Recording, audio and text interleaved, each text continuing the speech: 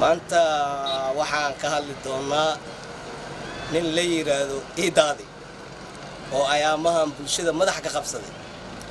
Idaadi aan qasidinkiga horta sheeko la yaab leh oo xamar ka dhacday waay. Marka waxay tahay sheekadaasi Idaadi iyo anigoo maalin xamarweyne dhaxmarayo suuq weyn dhaxmarayo. Idaadi oo waxaan arkay bac qafiif soo gashtay. bac qafiif asoo iyo buumbo oo wata. suuqii marka sidii dooli amal nin wax urinay ma artadi dhaay amal oo markaas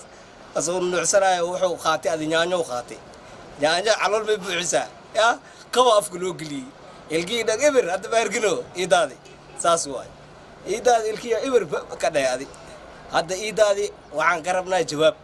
oo ilkaas haday ay tahay mid been oo koobta gabadha u galisay inuu naaga soo jawaabo Idaadi aan ka rabnaa وقستي أجاكس يو دت كل يو أسنا سيجا دت كاس أقل لعب أنا كان نسوي هذا إذا هذا بركة إنه أسيقو دول عملوا جنبنا يعني أو حذيو قبرنا قب أفكو يوجلسي يا سوق الحديثة أنا وصل شيء بهم مياه بس قال الكا وحكي لي أقداتي أنا وصل شيء تاسي أنا وصل شيء هذا إذا هذا روح أوغو